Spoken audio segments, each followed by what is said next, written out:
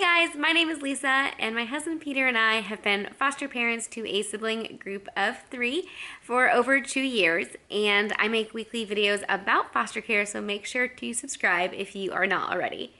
Today, I want to talk about 5 myths that people think about foster care.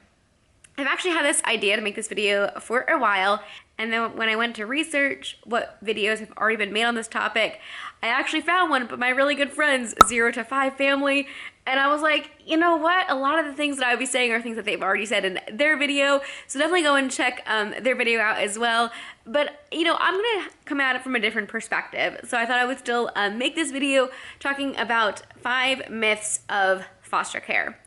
So there are probably a lot more than this, so please feel free to leave in the comments below what other myths you think. But the first one, and a big misconception, is, well, kids in foster care are bad because of something they've done that has got them in this situation, and so they're bad kids. I would not want to take care of them. And this is a huge misconception because kids are kids, and kids need to be kept safe. And for whatever reason, those kids needed to be removed from their home environment and be put into another environment. And hopefully their parents or grandparents or whoever was taking care of them can do what they need to do to get those kids back. So the kids that we have had in our care are wonderful. They are so sweet. In fact, they actually attached way faster than I thought they would. I thought, okay, this is a misconception that I had, is, okay, they're coming to us, they're probably not gonna trust us at first, we have to build up all this trust, but it actually was the opposite, and they attached really fast, and I found that that is actually something that is very common for kids in care. It's not necessarily a great thing because they attach to whatever adult is kind of there and present with them, and they wanted to call us mom and dad the first week they were with us, and we're like, whoa, you have a mom and dad, you can refer to us as Peter and Lisa, and slowly over time, they did start referring to us as mom and dad. I was about 9 months in or so, and at that point it was whatever they were kind of comfortable with, and that's what we had told them. Whenever you're comfortable, you're welcome to call us that. But we didn't want it to be an immediate thing because we want to make it very clear that they still have parents, and we tell them we are the bonus parents, and they can say bonus mom and dad. They can say foster mom and dad to us. Most of the times they just shorten it to mom or dad, or Peter or Lisa. So that's myth number 1. The second one has to do with the age of kids. So I think there's a huge misconception that infants would be easier to care for in foster care. And I think the reason is you think, oh, they wouldn't have lived as much life, maybe in a unstable environment, and so therefore they are going to attach to me quickly, and they will, sleep really great and all these things. Well, that's not always the case because it's very possible that infant is going to be weaning off of some sort of substance, or there is a lot goes into prenatal development, and the stress of the mom is going to play a significant role on that infant. So even if you get a child at 1 day old, they're already going to have trauma if they're removed from their parents. And so I think no matter what, there's going to be trauma. Now, I will say, as I have been, talking with other mom friends and hearing what their toddlers are doing, or school-age kids, and things that they've gone through, and these are their bio kids, I'm like, oh, so that tantrum or that behavior, that's just normal kid stuff. And that's the thing, is these kids are just normal kids, and they are gonna have trauma, yes, and it's important to be trauma informed as a foster parent. There are tons and tons of classes that you can take. You get a little bit probably with your state training before you become a licensed foster parent. And there's ongoing training. If there's a specific issue that you want to work through with your child, there's so many different resources for foster parents be able to get the training that they need. So yes, is an infant easier to take care of? I don't know. Honestly, the school age is also really great because they go to school a lot of the times and they already have a routine, and kids thrive on routine. I think honestly, some of the hardest time was when I had 2 young kids here at home, and the oldest was at school, and now that our 2 oldest go to school, that actually makes it a lot easier because there's more structure to their day. And when there's structure, they thrive. So I will say that honestly, I think school age is a lot more doable. And especially if, you're having a child for a certain amount of time, at least they have that structure of school to plug into. And so, I think coming into being a foster parent, I would have thought that the younger kids would have been easier. But part of the struggle is they can't quite communicate yet, except for screaming or crying, and they can't use their words to express their emotions. Now, will a 5, 6, 7-year-old tell you everything that they are thinking? No, but they are able to use their words a little bit better to be able to explain to you, what's going on with them. So I do think that it really depends on your house and what your house is best set up for. But no, I wouldn't say that infants are easier than older children when considering what ages you should have in your home for placements. Number 3, that foster parents are in it for the money. Okay. Whew, this was actually something that was said to us day 1 of being foster parents. And we were like, what? No.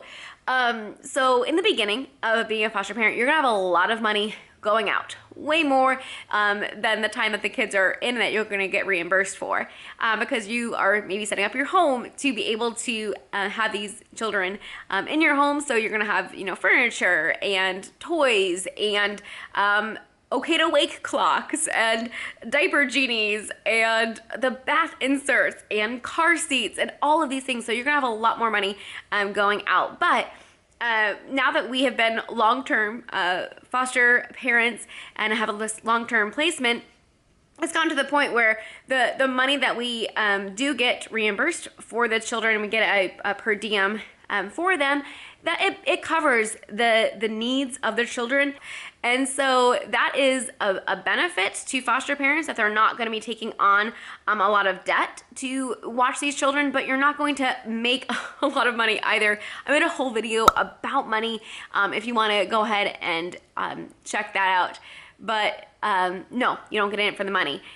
In fact, if you got in for the money, that's really ridiculous, because this is the hardest and also most rewarding job, if you want to call it, that I've ever done. And with the kids from morning until night, outside of school time, when they're at school or visit, I'm still thinking about them. I am writing emails to their team, whether it's their caseworker, their CASA, their therapist, about something that happened. There is always something to do, and no, you wouldn't do this for the money. Now, number 4 kind of goes along with that, and this one could get a little bit dicey, and so this is not every situation. I'm going to preface it that way. But number 4, the myth is, okay, well, that money that's given to the foster parent, if that money was instead given to the birth family, then those children wouldn't even have to be removed in the first place. Now that's assuming that a lot of the reason that kids may have been removed would be like housing instability or food insecurity or things like that. And while those are circumstances that kids are removed, a lot of times there's another underlying issue. Maybe substance abuse or mental illness or something else, to where it's causing that housing instability or food insecurity. Can resources and money help some families? 100%, definitely. And I will say that I know in our state, what I have seen and had firsthand experience with is that the state does help the family into trying to find a job and doing a lot before the kids are actually removed. There was, I can't say anymore. I want to tell you so much, and I realize probably shouldn't tell you something I'm about to say for confidentiality reasons. But yeah, no, there's a lot that goes into, helping a family before the kids are removed. And so just because a family has housing instability, that doesn't mean that their kids are automatically removed. They're removed after maybe a month or 2 or 3 of working with the family and realizing there's not a solution and the problem is too big to be able to care for their kids safely. And so those kids need to be put into a foster home and the parents get the help that they need so they can then take care of their kids again. So will money sometimes help? Yeah, definitely. Is that usually the only concern? No, it's normally not.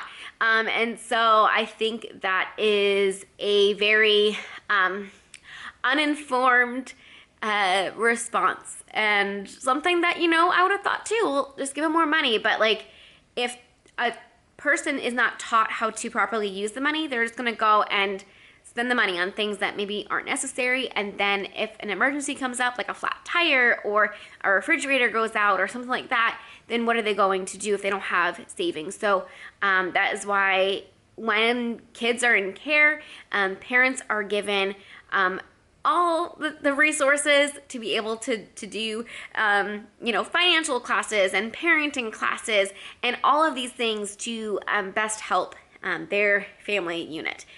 So I've had a couple of people comment. That's why I made that as part of my myths. So I can't say that will never help a situation, but from what I have seen firsthand, that wouldn't be helpful in a lot of circumstances. It may kind of just put a Band-Aid on what really needs to be fixed in the family. And number 5 is, as you're thinking about yourself and maybe you're not a foster parent and you're thinking, oh my goodness, well, I would just get too attached, so therefore I should not be a foster parent. Well, that is a huge, huge myth.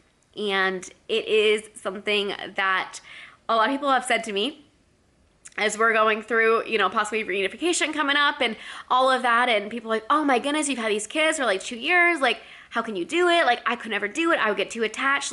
That is the point, to get attached, to show these kids who need help and need a safe home what healthy attachment looks like. And if you think you would get too attached, probably means you'd be a pretty good foster parent. I'm actually currently wearing a shirt that my mom got me. It says, "Get attached, #foster care." And that's the point, is to be able to show them healthy attachment that then they can later take on into every relationship in their life later on, whether they're with you for a week, a month, a couple of years, however long it might be. And so, yeah, well, I have a grieving time. Yes, I've already talked about that in some of my other videos. But that's the point, to get attached and to walk alongside a family when they are in probably some of the worst years of their life, as their kids are separated from them, and parents absolutely love their kids and kids love their parents. And as a foster parent, you get to step alongside and show that child a healthy attachment to be able to take back into their family unit upon reunification.